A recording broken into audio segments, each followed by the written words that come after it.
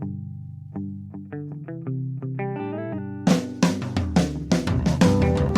only real God is the one that you believe in. Start looking for the God in others. And if you find you're tuning into a wave, well then I don't know much about being saved. Hello, everybody. Hello, friends. Welcome into another episode of Spiritual Philosophy Chatter with the Joneses. I'm Danny Jones. And I am Samantha Jones. And here we are, episode 73. 73. And this is our second part series, correct? This is the second part, yes. And this is the title? This is The Deadly Sins, Wrath and Envy. Cool. Very good. Yeah. Well, before we hop into this one, did you have anything from part one from last week? I do. I actually received this email this morning, so perfect timing. This is from Stacy. She said, this episode on greed and pride is probably one of the episodes I needed to hear the most. I didn't realize a lot of what I was doing was because of greed. I kept trying to manifest money, thinking I was doing the right thing, but I realized I'm asking for it for selfish reasons. So after I listened to this episode, I started being less greedy. In the last couple days, I have gone through a couple drive-thrus and paid for the person behind me. That is really nerve-wracking, by the way. I got so nervous I was shaking, which is funny because for me at first, like when I would do that, it was the same thing. It felt so good. I really felt I didn't need a monetary reward in return because the feeling of sharing felt so good. Yeah. However, the next day I got a call from my bank that they noticed an error in my account on their behalf and they were crediting that amount of the error plus $100 for the inconvenience. I didn't even know banks do this. It was a gift. I have been struggling with living off unemployment since COVID shut down my salon, so I really didn't know how I was going to pay my power bill, and this was the solution. I just felt the need to share with you both because this wouldn't have happened without you, so thank you. Wow. Oh, That's I a got great teary. Yeah, I did too. That's a great example, Stacy. Thank you. Yeah. It just shows, it just really does. Whew. I have cool. a hard time reading those sometimes, especially out loud. Like when, I'm reading them at first, I'm like, oh, this is so sweet. But out loud, I'm like, oh. Stacy, thank you. That's a great story. Awesome. Yeah, and it's so true. Like when I first started doing those things, like paying for the person behind me or whatever, I would sometimes even chicken out. Like I'd be like, you pay for him. And then at the last minute, I'd be like, no. I don't know why it's so nerve-wracking. Like, I still speed off really quick because I don't want them to, like, be like, hey, thank you. Like, bye. Just burning rubber out of the drive-thru. Yeah, so I totally get what Stacy is saying there. But that does get easier. For anybody else that has that problem, it does get easier. Yeah. The more you do it, the less, like, you shake and your heart's racing because you realize it's okay. Yeah. So. That's cool. That's a great story. So that's what I got from last week. Awesome. Well, then, let's hop into episode 73, part 2, The Deadly Sins, Wrath and Envy. Wrath and Envy. So I figure we're going to start this one with wrath. I wanted to say first, I did do a survey with our listeners, and I'm going to talk about that through here. But the first thing that I found interesting was that when I asked our listeners which one of these things they struggle with the most said that they struggle with envy the most, which is actually, I think that's probably, I don't know why. average. It seems we compare a lot to each other. Yeah, exactly. Which is not necessary, but we do that. And there's a lot of, like with wrath, that's a heavy-duty anger, and there's a lot of people that don't even have that kind of emotion, you know what I mean? So I definitely can understand that. Then the second most votes that we got was that they struggle with neither. And I found that interesting because like I said in the last episode, I feel like on a daily basis we may struggle with each one of these a little bit. Right. You know what I mean? Even if it's in your head, even if like you're angry in your head, it still can be kind of a form of wrath, you know? The envy, I think a lot of us do without even realizing that we're doing it.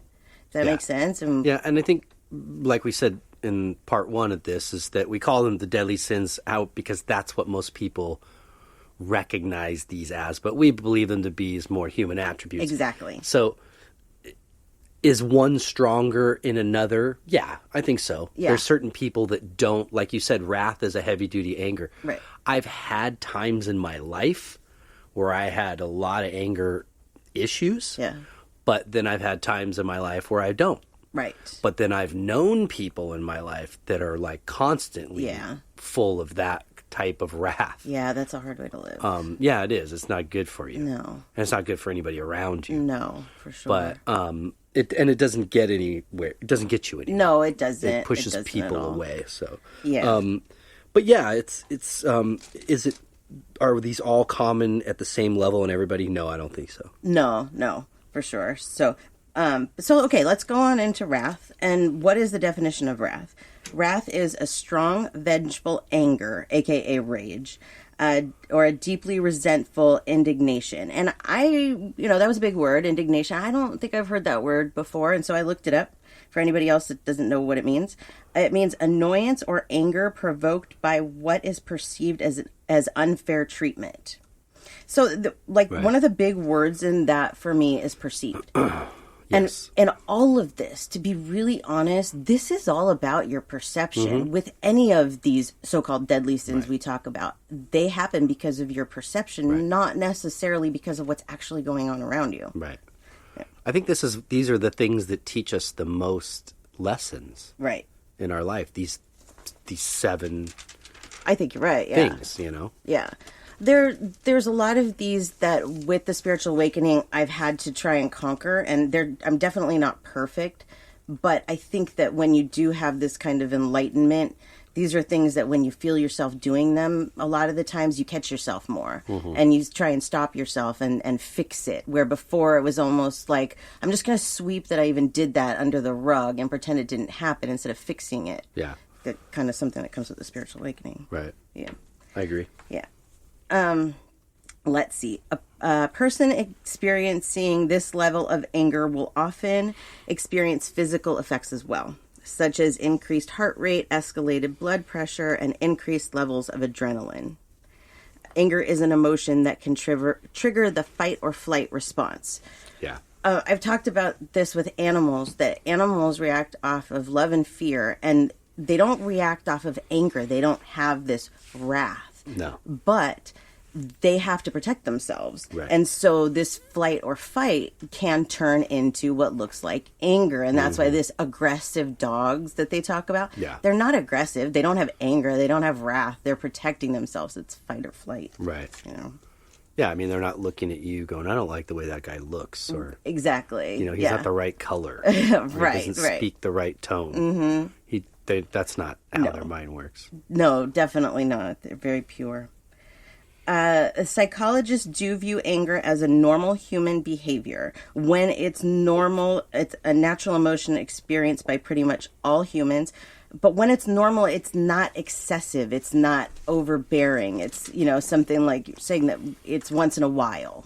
It's not an everyday thing. Yes. Yeah. It becomes unhealthy when it starts to affect who you are as a person, professionally, and your social well-being. Right. So let's see, what causes wrath? Well, first of all, and we talked about this a few weeks ago, is ego. Because if your ego gets too big, then it can very well turn into anger. Yeah. Absolutely. And I think anger is also a mask, I feel this truly, it's a mask for pain. Yes. So some people in the world that may have suffered some severe trauma in their own lives growing up may grow up to have this kind of wrath. Yes, this is actually on my list. You hit a very good one there. And like for me, my mom had a lot of wrath, a lot of anger, and she would fly off the handle.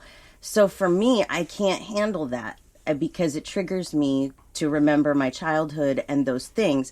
My brother, I believe, was so affected by it that he doesn't want to fight. He fights. He leaves. He doesn't. I've never seen my brother get angry, ever. Even when I've been angry at him, ever. Yeah. So it can affect you in a couple of different ways. It can make you completely shut you out to it and make it like, I can't handle this. Or like you said, it can make you a very angry person. And my brother and I could have let it take us to be an angry person, but I didn't want to be that way because I knew how she made me feel when she would get like that, and I didn't want to make anybody else ever feel like that, Yeah. It's just selfish. Yeah, I had to make that choice for myself, not to go down that path.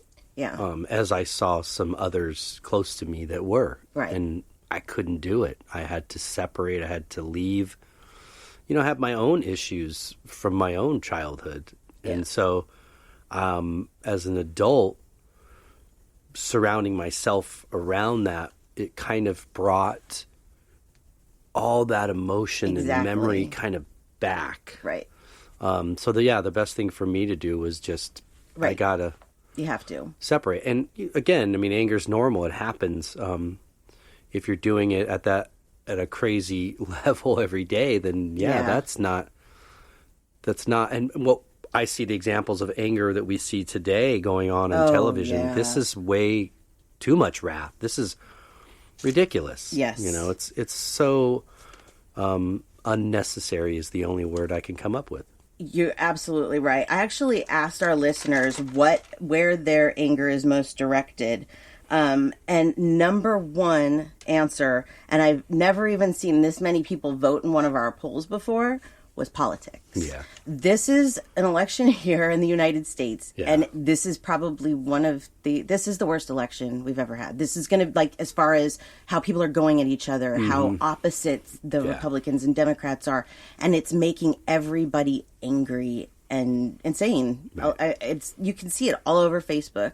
I just always felt growing up, and maybe just because I wasn't that involved in politics per se myself, but I always felt like it was sort of just an entity or a thing, like a department in our world. We had, our social lives, we had politics, we have family life, we have work life, and this was just another compartment. Exactly, I felt the all same of way. a sudden, I feel like this is now seeped into every aspect of all these compartments, and it's making people define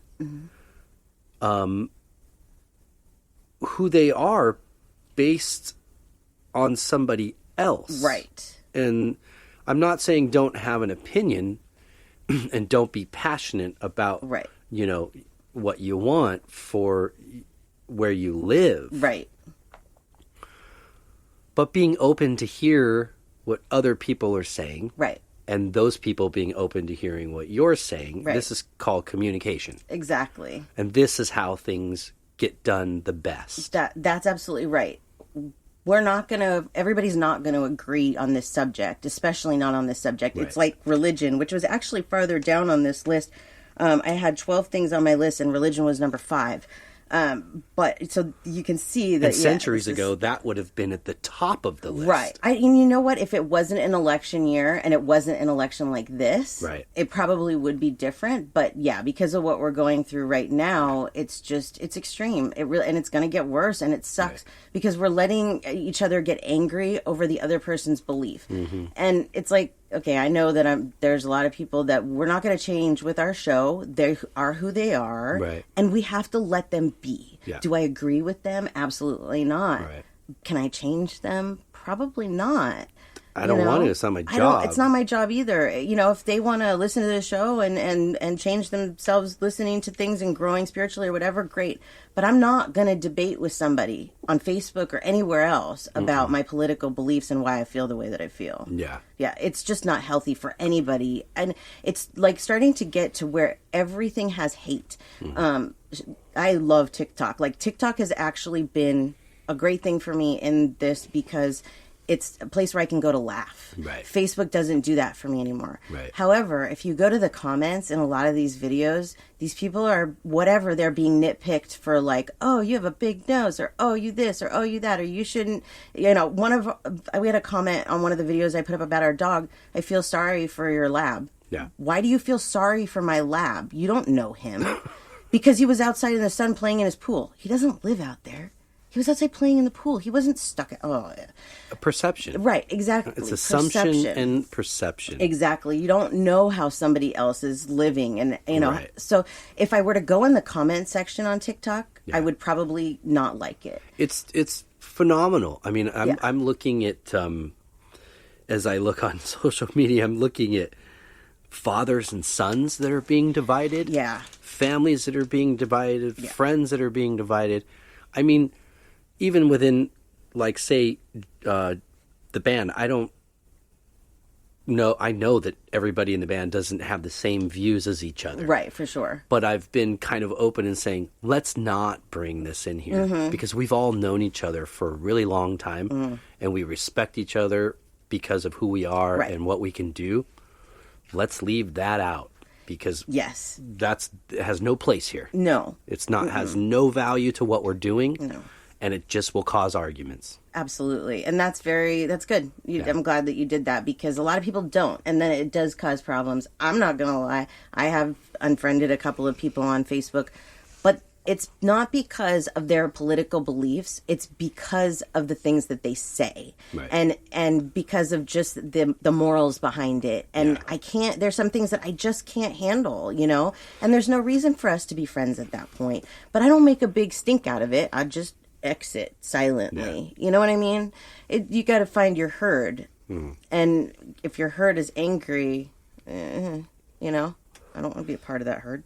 Well, and, you surround yourself with sort of people. Like-minded people. For the most part. But again, this is an important thing in society, but it really can divide things real fast. Oh, absolutely. I've seen it this time around for sure. Yes, it has divided our country. I just hope that, we can get somewhat of normalcy next year. Yeah. We'll see. While I'm on this list, some of the other things that our listener said make them angry. The number 2 thing they said was mean people. Yeah. That really is a trigger for me, too, because why do you gotta be mean to somebody? No matter what. Like, if you, for example, let's say that there's a problem with your cable bill. And you call and they try and explain it to you, and it's not a real problem. It's your problem. You added wrong or whatever. Right. But you freak out and yell at them or whatever it may be. Right. That's his job. The inconvenience. Yeah, that's his job, Right. And he works for a company, and, you got to think about these things before you react. What could be going on in this person's life? It's just about controlling yourself, But I can definitely agree with the mean people. Since the quarantine and with politics and everything that's going on, it is when I go out in public now, it's a lot different, people are very mean now, a lot meaner than they were a year ago. Yeah. Let's see. Number 3 was hate. Number 4, my family. That one makes me sad, but I understand it. My family, I have a lot of issues with my family with people that have wrath issues. And I don't necessarily feel anger towards them, but they have a lot of anger towards me just for existing, and it's like, why? So think about why you have that anger towards your family. Is it justified? Is it, they're human too. I mean, we all have issues. Okay. I'm not saying that they're not doing anything wrong, but for example, with my family, they really do hate me because I exist, because my grandparents liked girls more than boys, and because, I got more attention or whatever. But again, that's not my fault, and I don't deserve to pay the wrath for that. Right. So think about these things. When you say my family causes me to be angry, well, what is it that makes you angry? Is it something that they could control, that they did on purpose? Think about it a little bit. That's a good idea. Yeah. Let's see. And then I said 5 was religion. 6 is money issues. 7, stupid people. 8 is my job.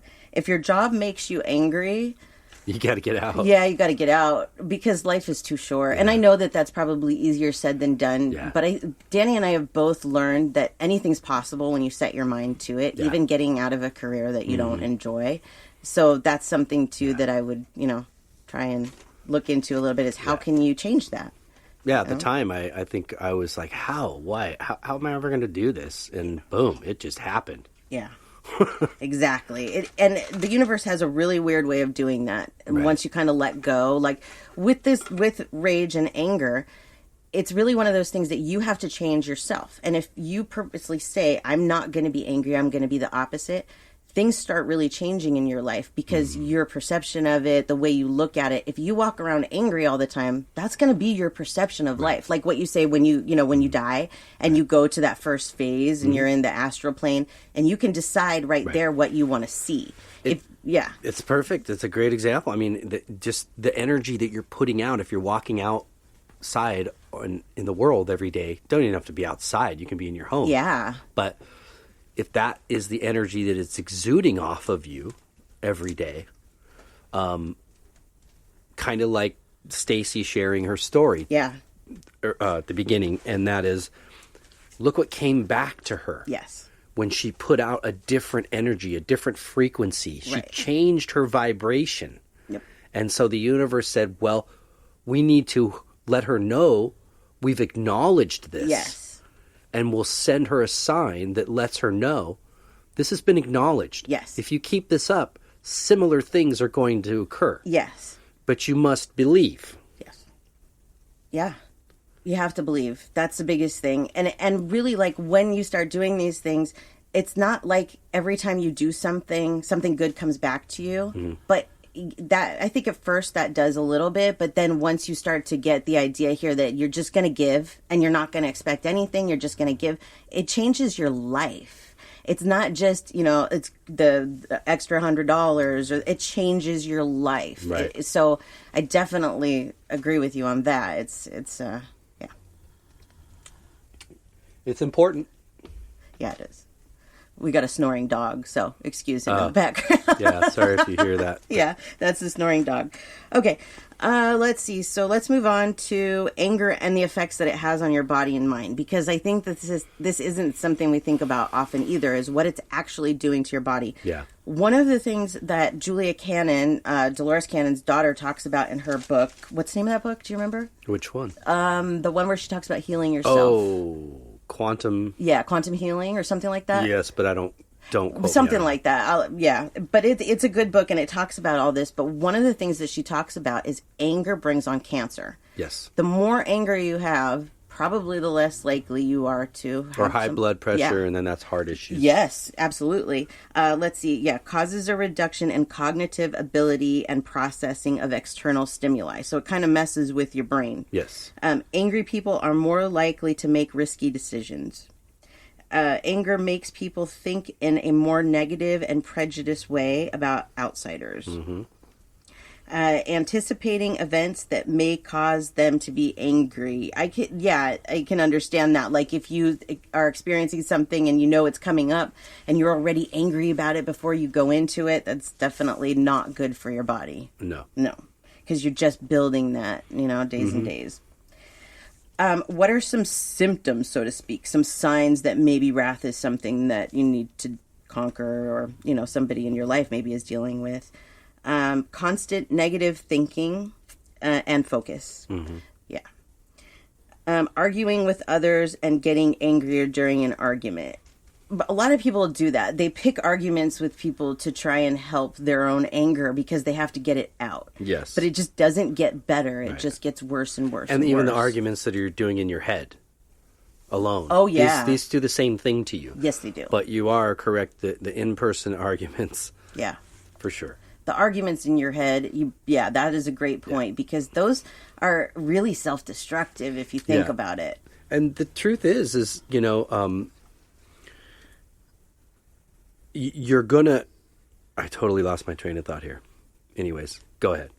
Okay, that's okay. Let's see. The next one on my list is playing the blame game. Always blaming others for your problems. That's what I was going to just say. Sorry. There you go. Is that there is a saying, and it's misery loves company. Oh, yeah. Okay? And there's a truth to that. Because when you are lonely and when you are sad and when you're in a bad place, it's terrible to Yeah. feel that way all alone. Yeah. The unfortunate part is that some people can't do that alone, and they must drag others with them. Yeah. And then this causes, whether it's a parent doing it to a child, a spouse doing it to another spouse, a best friend doing it to another best friend, Yeah. sibling, whatever, it can go on and on, Right. whoever's doing it. But that is, it's the truth. Yeah. And unfortunately, it's a sad truth. Yeah. So you've got to recognize for yourself, these people in your life, are they doing this to you? Right. Exactly. And what's the value? No matter who the relationship is, who the person is, and Right. the relationship to you, is this of value Right. to go through this constantly with this person. Exactly. You have to really question that. You do. You make a great point. Absolutely. Let's see.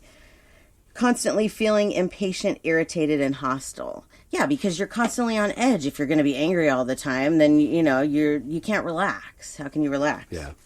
Let's see. Physical violence, of course. Yeah. Threatening violence, and the inability to control anger.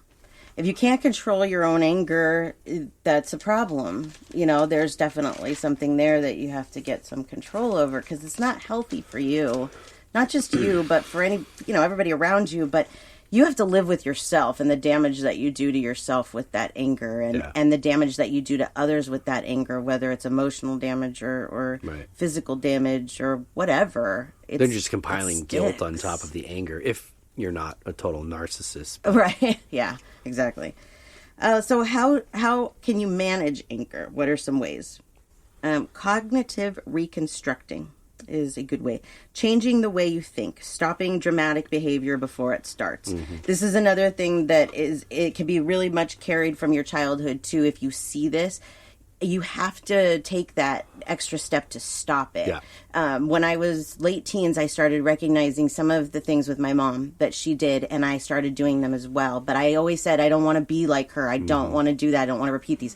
I had to physically stop myself, and it's not easy. It's not at all. But it was worth it, because I wouldn't have wanted to be like that. Your mind has been programmed a certain way. Yeah. Through the events that have happened in your life. So you've kind of got like this tape rolling. And then there came a time for me that I started to have to reprogram it. And I still have to work on that. Right. On a daily basis sometimes. Yeah. But a lot of that, like what they call stinking thinking. When you get up in that negativity and you're just like, you're wrapped in the negativity, you've got to stop right then and there and be like, okay, I'm going to try this a different way. And instead of like whoever the person I'm thinking about or having a disagreement with or some issue that I'm being negative in my head, whoever it is involving, stop right there and just pray for them. Right. Just think something happy for them. Right. And if you do that over and over and over, and sometimes it's exhausting and it takes work. Yeah. But you will reprogram yourself. Yes, you will. To sort of a habit. Yes. And another way is like you did is you made your motivation boards. Oh, yeah. Or is that what they called? Yeah. There's another name for them that I'm spacing on right now. But yeah. Motivation boards, whatever.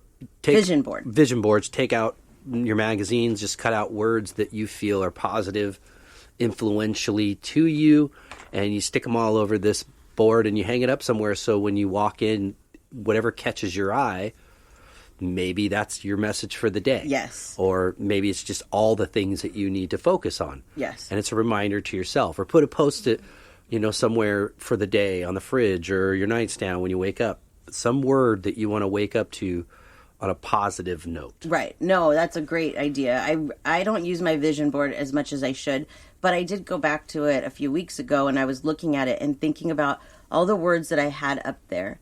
And that was made over 2 years ago at the beginning of my spiritual journey. And I looked at all of the things on there. And for the most part, I can't say I've conquered everything because I'll never be perfect in any area. Right. But a lot of the things that it talks about, I actually have changed a lot. And they're not necessarily things that I have to work on as much anymore. I was thinking about making another vision board more with things that I feel like I need to work on now. It is a very good way of reprogramming your mind, because when we first started this journey, I didn't realize how much work this was going to be. And, you think it's just going to happen overnight, but it doesn't. It's a lot of work reprogramming your brain. It is. It is. It's everyday battle, and you're going to have good days and you're going to have bad days. But one of the things that I've learned is that if I have a bad day, it doesn't have to be a bad day, when it's starting. You don't have to say, something happened so the whole day's ruined. Mm-hmm. But if it does get to the point where you're like, this day is just bad, I just think, well, tomorrow's a fresh start. I'm not going to drag these problems into tomorrow. No. I'm going to deal with them today and let them go. And that's changed a lot in, the reprogramming of my brain, and it's helped a lot. Yeah. Because I didn't used to do that. No, and just even if you have moments, where you're like upset, like how when you said, I'm not going to drag this into tomorrow. Yeah. Or bring anybody else into the fold. It's, I've changed a lot like that. Where at work, I just let it go. Yeah. Like, okay, you're upset for a moment, whatever. Let it go. Right, exactly. Move on with your day. Yeah, it's because not worth it. It's not going to help you. No, it's not. It's not worth it at all. Okay, let's see what else is on my list. Take responsibility. When you don't take responsibility for something that you've done, you kind of like, I don't know, what am I looking for? Like put up a wall almost because you realize that you're wrong, but a lot of people don't want to be wrong, so they just keep going with it and they get more and more angry. But if you just take responsibility and say, okay, I was wrong, then your anger can stop and, you don't have to escalate to that. Right. It's hard. Yeah, it's hard on your ego to admit you're wrong, but I think that would help society a little bit more if we all just said, you know what? You're right. I'm wrong. Right. And that's okay. Yeah. Yeah. It is hard to say I'm wrong, but it really would change a lot with everything going on in this world, too, if people weren't so afraid of that. Yeah. For real. Let's see. Stop focusing on a situation and look at a solution instead. So if you're focused on the situation itself, and I used to do this a lot, and you're just thinking about it, what good is that doing you? You have to find a solution to the problem. Find a solution and work on it, and then that situation is no longer a situation, it's fixed. But if you sit there and let it be a situation, it's just going to continue there. And here's another suggestion in that area is maybe take time out to not focus on your problem and go help somebody else with their problem. That's a great idea. And then sometimes yours miraculously gets better. That's right. So there is, again, a connection to all this because we're all connected. Yep. We all are one. So if we're looking out for each other like that a little more, we might see a difference. Absolutely, we would. A couple last things on my list. If none of these things work, seek professional help. Yeah. Because sometimes these can be chemical imbalances, or sometimes they're repressed childhood issues that you need to deal with, and that once you do deal with them, you can get through this. Yeah. There's no reason to stay in this place if you have these issues. You can work through them, and you can find ways. Another way, in addition to this, like seeking therapy, there's other kinds of therapy you can do. Now they have places where they set up like a room with furniture and glass and stuff, and you go in and you can like take a hammer and smash all this stuff. Sometimes you just need to get it out. Yeah. And instead of taking it out on somebody else, a situation like that is better. I remember my ex-mother-in-law, she went to a therapist, and one of the things that she would do in therapy, I want to say was a pillow, that she would beat a pillow with like not a baseball bat, but like a bat type thing. Right. And just to get that out, and she said it felt so good just to get out that extra aggression that, you don't want to come out any other way. Yeah. Yeah. Exercise, whatever. Yes. It's all good. Exercise is good too. Yep. So that's what I have for wrath. Nice. So let's move on to envy. I think that for me, this is probably one of the ones that I've dealt with the most. I think for a lot of people. I think, again, this one is strong. I don't know why. Yeah. And maybe it's just this particular era in society, or I don't know. I think we do it and we don't realize that we're being envious. Right. We just, because it's what our society does, we just don't recognize it. Because for me, that's what I'm starting to notice. But we had talked a couple of weeks ago about how when we scroll through Facebook, sometimes we'll hear messages of like, stop and like that person's post, right, or just be friendly. And a lot of this reason why, for me at least, I'm sure for both of us, that we're being told that, is that when sometimes you pass by things and, you're like, oh, that person has something really nice or whatever, maybe I might want it, I'm not going to like it. Well, that person probably worked really hard for that, if they're, so just like it, those are like the types of things that we don't even realize are envy. Yeah. They're just things we naturally do and we don't even think about it. Right. So let me give you the definition of envy. Right, because it's weird you say that. It's just a thought in your head. Yeah. And so you might even think, well, nobody knows that. It was just a thought in my head. But it doesn't matter. No, because that's where it begins. The thought goes out. That's right. Like, we've had conversations before where you'll tell me about something that's going on in your head, and you feel like I'm trying to tell you not to talk about it. Right. And that's not it. What I'm trying to explain to you is if you stop it at the thought, right, it doesn't escalate. Exactly. So you have to stop it at the thought. Yes. You know? Let's see. So envy is a feeling of being discontented or resentful and longing for something that other people have, such as possessions, qualities, and luck. There are two types of envy, and this is really important because not all envy is bad.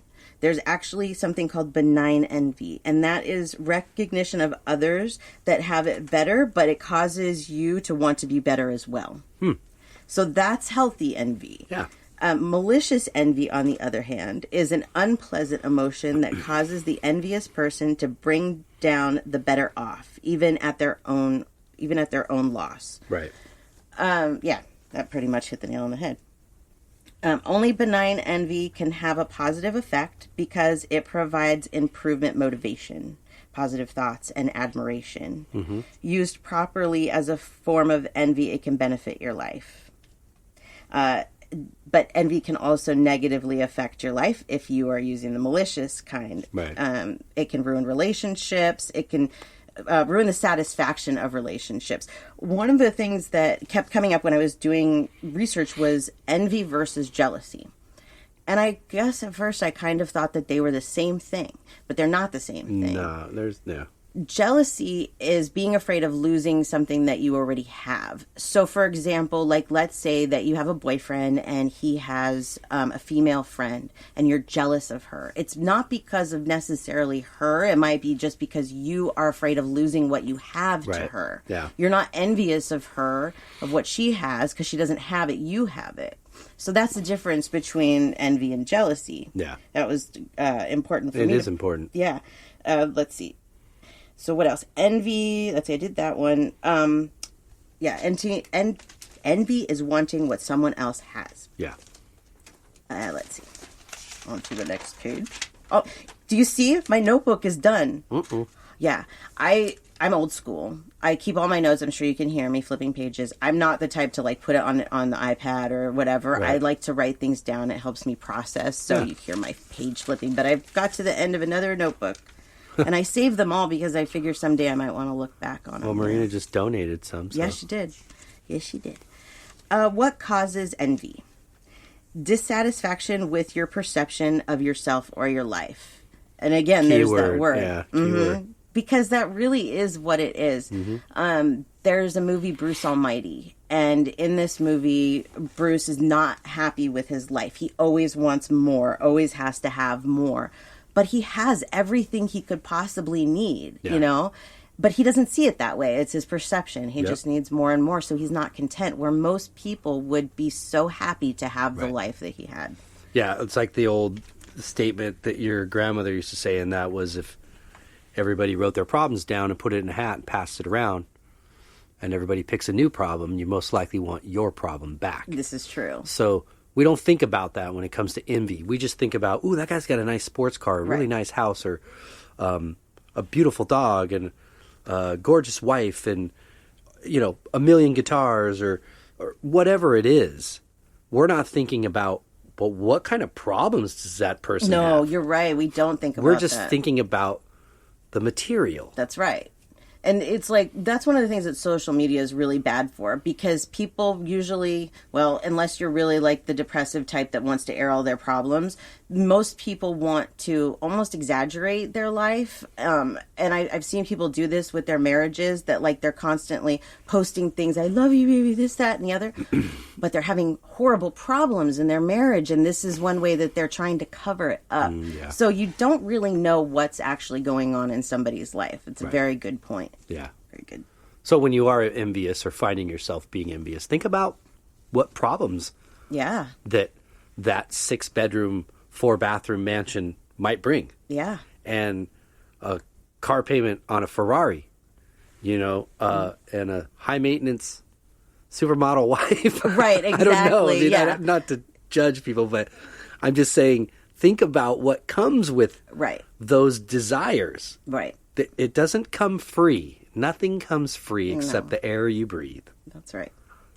That's Let's see what else is on my list. Shame, not feeling like you're enough. And that's understandable. But, again, it's about perception. Yeah. Abandonment issues. I can understand this one because... I can relate to this. Yeah. Sometimes I do get envious of people that still have their mothers. And it makes me angry. Like a few days after my mom, actually I think it was right after my mom's funeral, my aunt and my cousin got into this huge fight, and it was just so ridiculous. And all I can think is, you have your mother right here. Like, mine's dead. We just buried her. You know what I mean? It's like, I don't, so sometimes I do feel like her death has made me envious of people that have their mothers, whatever relationship it is. Of course.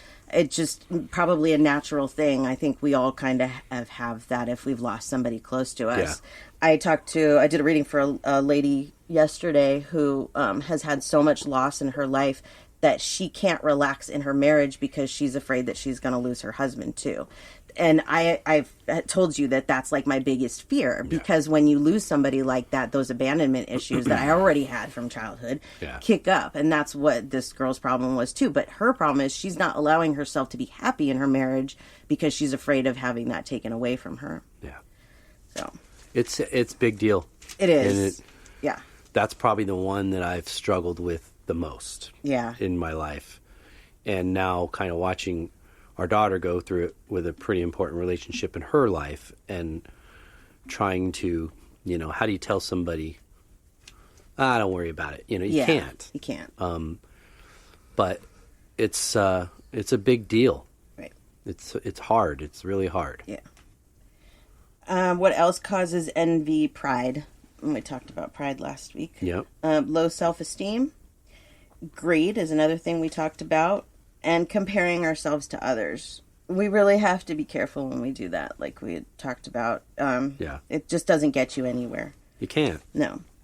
We were all dealt a certain deck of cards. Yes. That don't compare, because they have all different suits in them. That's right. So we can't do that. No. And one guy's an orange and one guy's an apple. I mean, we're both existing on the same plane, but we're different.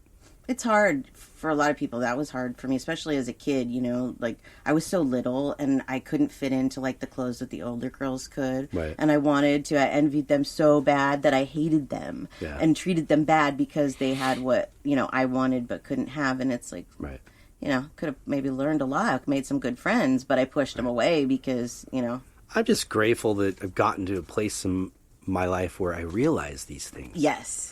I'm still not walking around at 50, almost 50. I'm not going to discredit myself. Give yourself some credit. Not right there yet. At 49, I'm not walking around like that. Right. I'm aware. Yes. And that's what feels best. Mm-hmm. Because I put myself in check now. Yep. I catch myself doing things, and I either allow myself, not usually, most of the time I go, take it easy. Yeah. Which is good. Yeah. Yeah, you've learned that. And I've had to work towards that. And we all do. Yeah. But you can choose not to. Right. And again, then you're just putting out that energy, the negative energy. Right. Absolutely. Well, let's move on to how to stop the envious feeling. All right. First of all, shift your focus. What is good in your life? One of the biggest reasons we envy others is because we take our blessings for granted. Yep. The grass is not always greener. We've talked about this. I've learned that the hard way. Yeah, it's not. If you have a problem in your life, don't compare yourself to somebody else. Stop thinking about the problem and think about what you actually do have in your life that's good. Don't take those things for granted. Let's see. The biggest reason we envy others is because we take... Oh, I already read that. Sorry. Let's see. Remind yourself no one has it all. That's really important, too, because, you look at somebody and you think, oh, they have it all. They have a nice house and a nice car. But you know what? They may not have peace. They may not have good health. They may not have a lot of things that you don't realize that they don't have. It's what's on the outside. Mm-hmm. You got to look more at what's on the inside. Right. We base too much off our perception, and this word keeps coming up. Yep. Remember that each person you meet experiences problems, trials, and weaknesses just like you do. Nobody is exempt. I think we forget that. Nope. You know, when my mom died, I hated everybody. I didn't want anything to do with anybody, and this was really why. Yeah. You know, it was unhealthy. You know, Well, it's pain. yeah, it was very much pain. And sometimes it's just easier to sort of put up that wall of anger Right. because you've just had too much pain. Yeah, and you don't think anybody realizes what you're going through and that nobody's ever had it worse than you do. And the thing is that they probably have.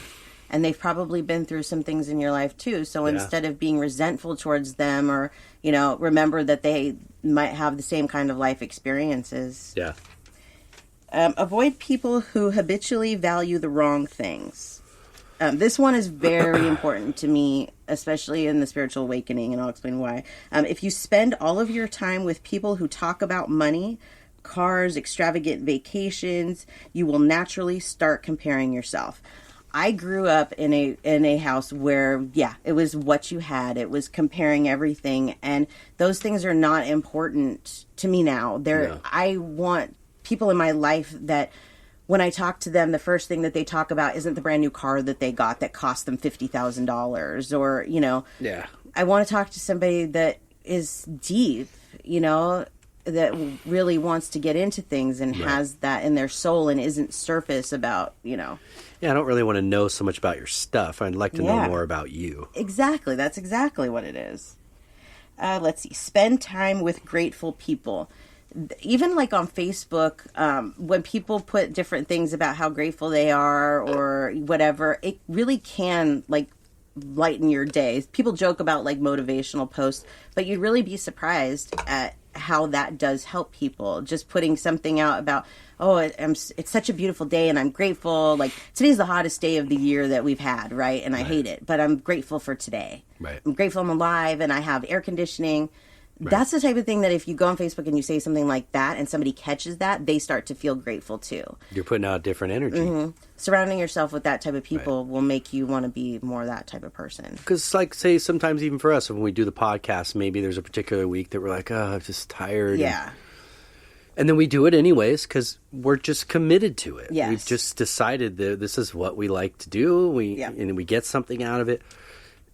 The icing on the cake is getting responses from people that they're getting something out of it. Exactly. So even if my energy at the beginning of that particular week wasn't great, by the time I've done it and it comes back, it comes back as positive because I still did the positive, even though I wanted to fight myself a little bit, you know, I still went ahead and did it.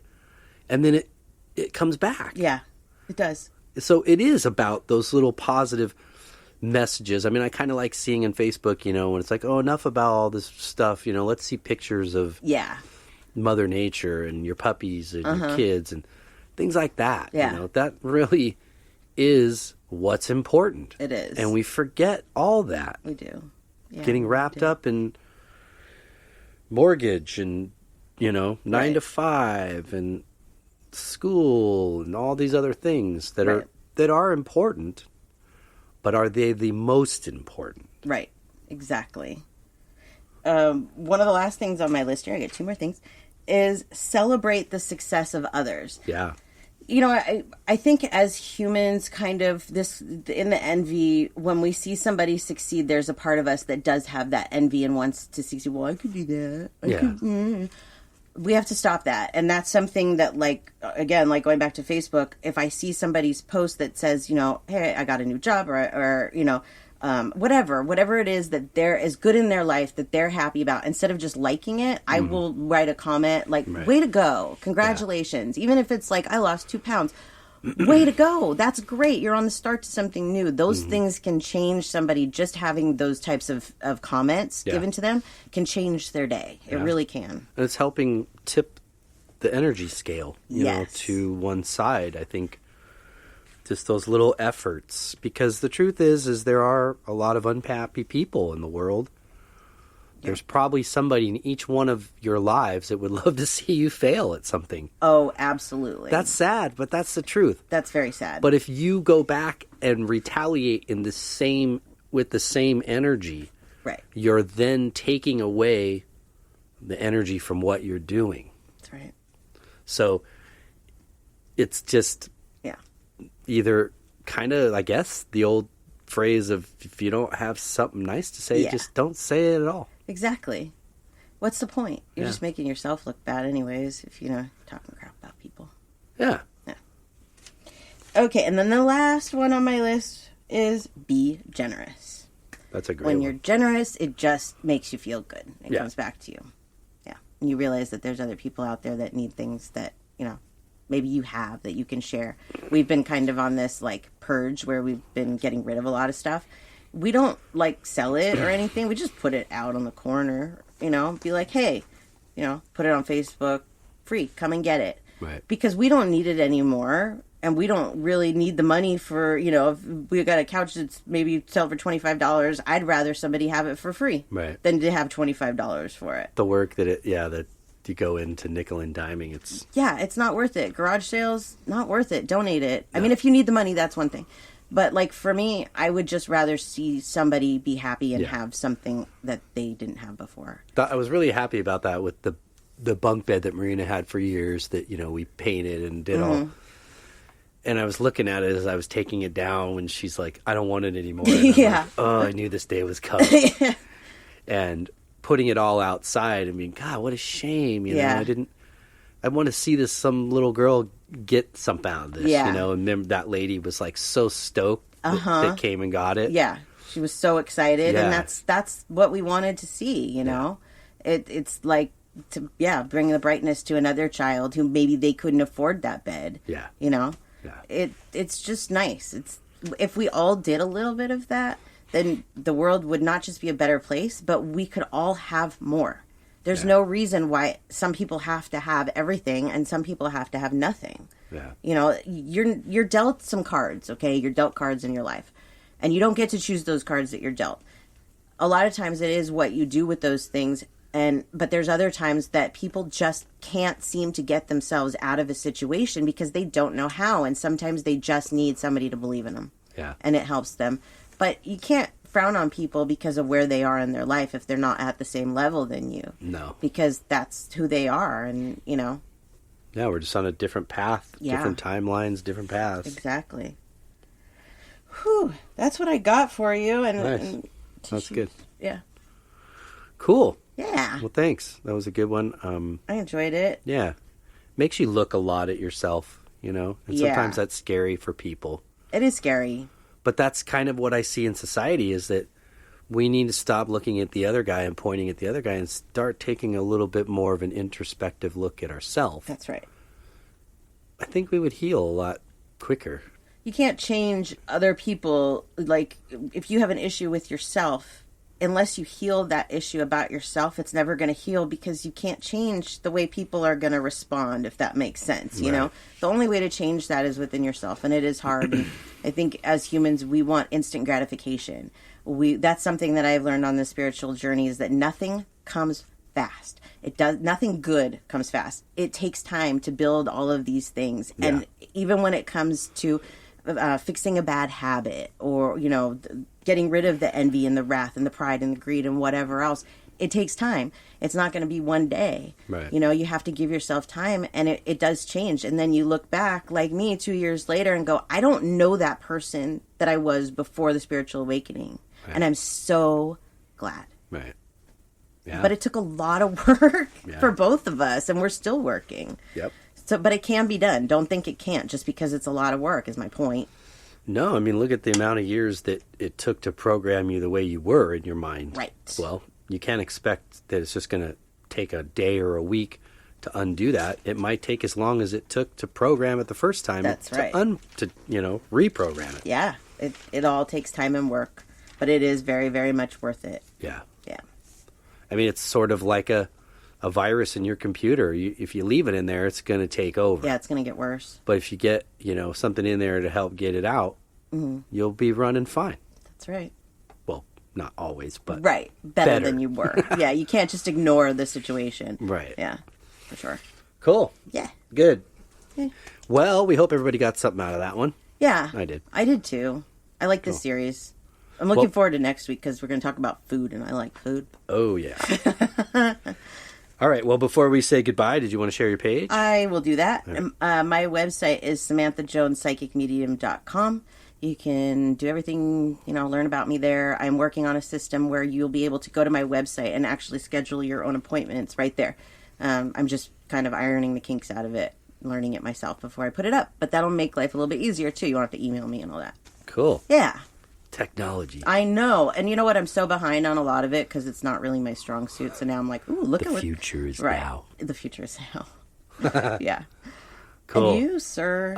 For me, for my art, djonesartcollection.com. The store is open. Yay! Prints are available for purchase. So have a look-ski, please. Tell your friends. Yeah. Whatever. Spread the word. I go from anywhere to 5x7 to 30x40. So big range and size selection there. Have a so look. check it out. You can also find my art on Instagram and Facebook at D Jones Art Collection. And then for the music, gypsybrown.com on the web, and at Gypsy Brown Music for Instagram, and at Gypsy Brown Band for Facebook. Yay. So, awesome. moving along. That's all I got. Awesome. Well, that's it for us, guys. Yep. We hope you guys got something out of it. I did. And we will finish we'll do part 3 next week. Next week. Gluttony, sloth, and lust. Gluttony, sloth, and lust. Cool. Yeah. Awesome. Well, we hope everybody has a great week. That we do. And until next week, peace and love.